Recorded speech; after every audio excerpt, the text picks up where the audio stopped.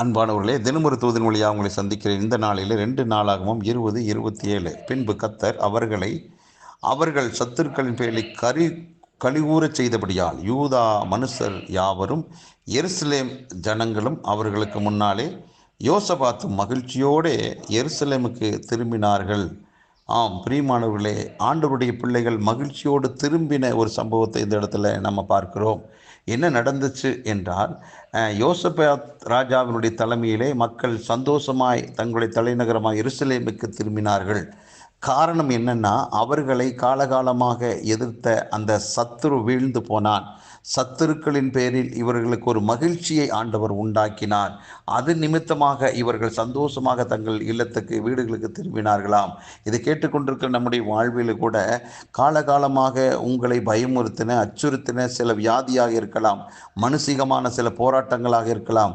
நீங்கள் வேலை செய்கிற இடத்துல, ஊழிய ஸ்தலத்தில், படிக்கிற இடத்துல, எந்த இடத்துல எல்லாம் நீங்கள் சற்று தாழ்ந்து போகிறதாகவும் உங்களுக்கு மேலாக சத்துரு உயர்ந்து கொண்டே இருப்பது போல ஒரு தோற்றத்தை நீங்கள் கண்டீர்கள். எத்தனையோ விதங்களிலே சத்துருவுக்கு எதிராக நீங்கள் யுத்தம் கூட செஞ்சிருப்பீங்க, அது சரியானபடி அவங்களுக்கு ஒரு வெற்றியை தரல. இப்படி பல்வேறு விதங்களிலே தோல்விகளையும் அவமானங்களையும் சந்தித்து கொண்டிருக்கலாம். இன்றைக்கு கர்த்தர் கொடுக்கிற நல் வார்த்தை என்ன? சத்துருவுக்கு எதிரான யுத்தத்தில் உங்களுக்கு வெற்றி கிடைக்கிற நல்ல நாள் தான் இந்த நாள். ஆகவே இனியும் உங்களை அச்சுறுத்தி பயமுறுத்தி கொண்ட அந்த சத்துரு இனி நிற்க முடியாது. அவனுடைய பேரில் நீங்கள் என்ன செய்கிறீங்கன்னா வெற்றியை அடைகிறீர்கள். அவனுக்கு எதிரான விஷயத்தில் உங்களுக்கு தோல்வி இந்த நாளில் இல்லை. இதுவரைக்கும் அவனுக்கு ஒருவேளை நீங்கள் எதிர்பாராத காரியங்கள் அவனுக்கு நடந்தது. ஆனால் இன்றைக்கு நீங்கள் எதிர்பார்த்த காரியம் என்னென்னா, சத்துரு உங்களுக்கு முன்பாக தாழ்ந்து போவது நிச்சயம். ஏனென்றால் உலகத்தில் இருக்கிற அவனை காட்டில் உங்களுக்குள்ளே இருக்கிற அந்த ஆண்டவர் இயேசு பெரியவராக இருக்கிறபடினால் நீங்கள் இந்த நாளிலே வெற்றி மேல் வெற்றி அடைகிறீர்கள். சத்துரு மீது நீங்கள் வெற்றி அடைந்தது நிமித்தமாக நீங்கள் மீண்டுமாக சந்தோஷமாக மகிழ்ச்சியாக வீடு திரும்புகிற ஒரு நல்ல நாள் தான் இந்த நாள். ஆகவே இந்த நல்ல நாளுக்காக, சத்துரு மீது உங்களுக்கு ஒரு வெற்றி கொடுத்த இந்த நல்ல நாளுக்காக ஆண்டவருக்கு நன்றி சொல்லுங்கள். இனி உங்கள் வாழ்விலே துஷ்டன் இனி வருவதில்லை. அவன் முற்றிலுமாக சங்கரிக்கப்பட்டுட்டான்.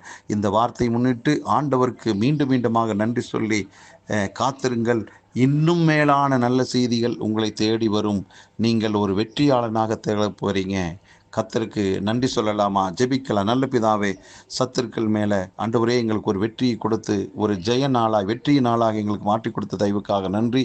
இதை ஆண்டவர் கேட்டுக்கொண்டிருக்கிற எல்லாருடைய வாழ்விலும் எல்லா விதத்திலும் ஒரு வெற்றியை ஆண்டவரை கண்டு கழுகூர்ந்து மகிழ்ந்து வாழ்வார்களாக, சுக வாழ்வை ருசிப்பார்களாக, தேடி வருவதாக பல நன்மைகள் ஆண்டவரே இதுவரை பார்த்திராத மகிழ்ச்சியை கண்டு ஆண்டவரே உங்கள் நாமத்தை பிள்ளைகள் மையப்படுத்தட்டும். ஒவ்வொருவரை நான் வாழ்த்துகிறேன், ஆசீர்வதிக்கிறேன். இயேசு கிறிஸ்துவின் நாமத்தை ஜெபிக்கிறேன் நல்ல பிதாவே, ஆமென்.